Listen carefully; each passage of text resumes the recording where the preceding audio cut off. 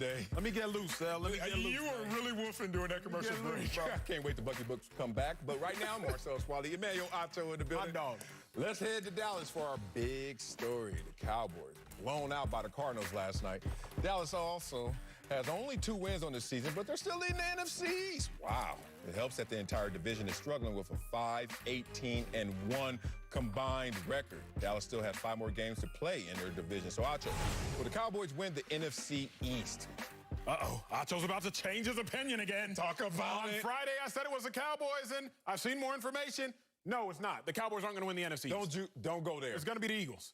Marcellus, they got you gather more information, you make a better decision based off the information that you gather. I first came on the show, thought you were a great guy. I've worked with you for a while, I can't stand him. You gather more information and your opinions adjust accordingly. I'm sorry.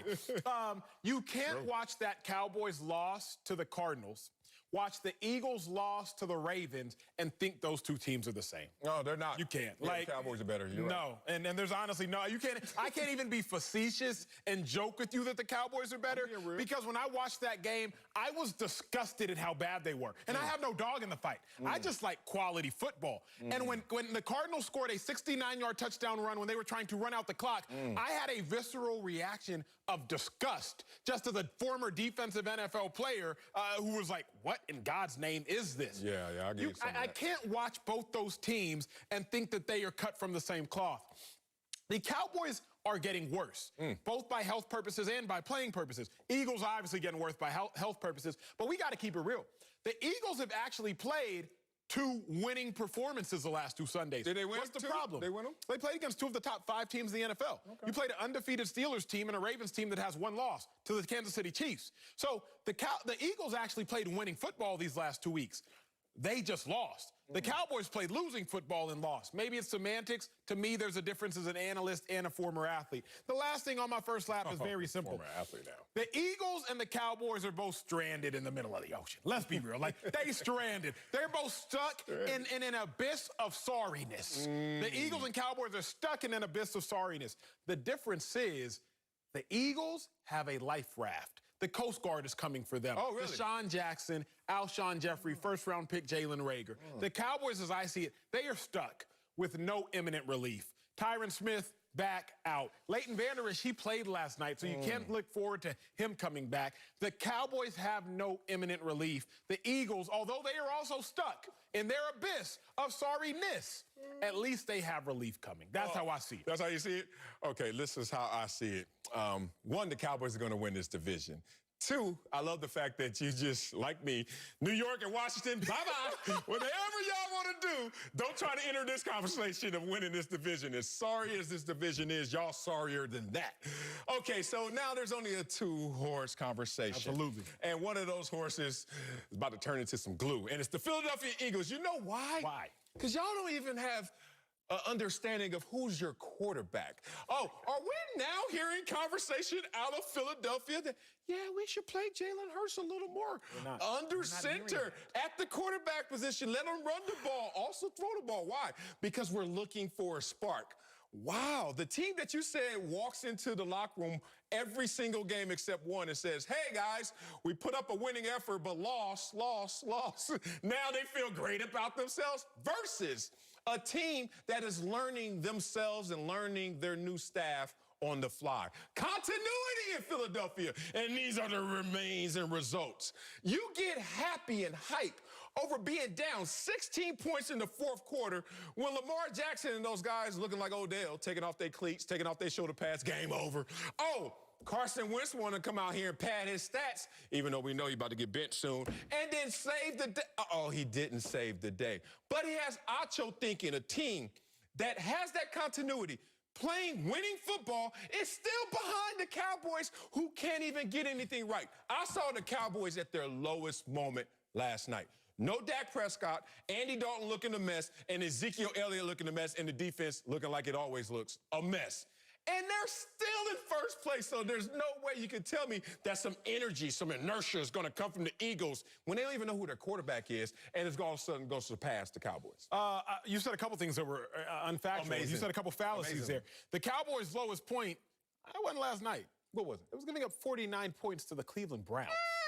Like you gave up a historical amount of points to a historically bad team. Just one loss, I though. would say, of course. But I would also say this, and I don't think you can disagree. That wasn't a blowout. Like You can play winning football and lose, and you can play losing football and win. Yeah, I've been there. Hell yeah. Busted on the beat, bro.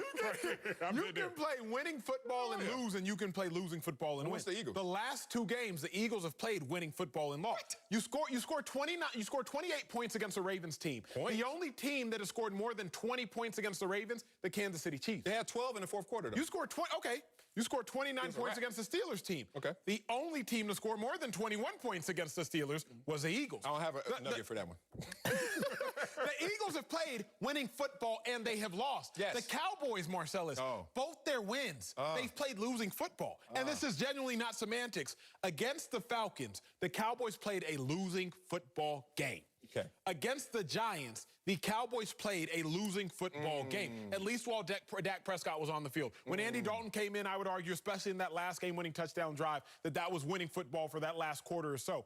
But against the Giants, the Cowboys played losing football and won. Okay. So if you can play losing football and win, and you can play winning football and lose, I am just personally going to bet on the team that plays winning football. I am going to bet on the team that does it right. Let me ask you this, and I'm going to be done right here. Swat that fly out. Get that fly out of here. Because you over here saying some bull.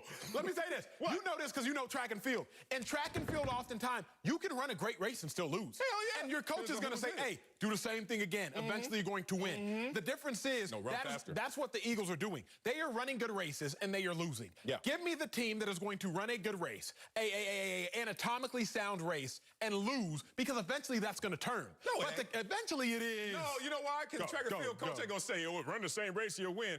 Unless that guy who beat you is not in that race, you're going to lose again. So what he says is, run faster, fool. If you run faster, you'll win. But if you don't, you can't give me the same thing. You can't be the Eagles who give me the same thing.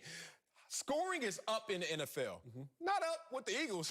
29, 28, 25, 23, 19, 17. With continuity versus the Cowboys. 40, 38, 37, 31. Now, here's the problem. They don't have that same quarterback. But here's the good thing. Andy Dalton can't play worse than that. He can't. He cannot play worse than that. So I'm looking at the Cowboys like they're in such a bad circumstance and situation in terms of that division. It's so porous. It's so bad that even having a little looks like a lot. The Cowboys are hood rich. Gator boots. Hey, what the ain't got much, but I'm still suave. Like, they are looking around like, we ain't got that much, but we got more than all the rest of these teams. So in a world where you're trying to keep up with the Joneses, oh, I'm sorry, the Cowboys are the Joneses. Philadelphia's in trouble. I don't see enough ammunition. Guys may come back, but then the problem is you still got the same sorry quarterback that you have to rely on. That's fair. Can you ride us out with Gator Boots, though?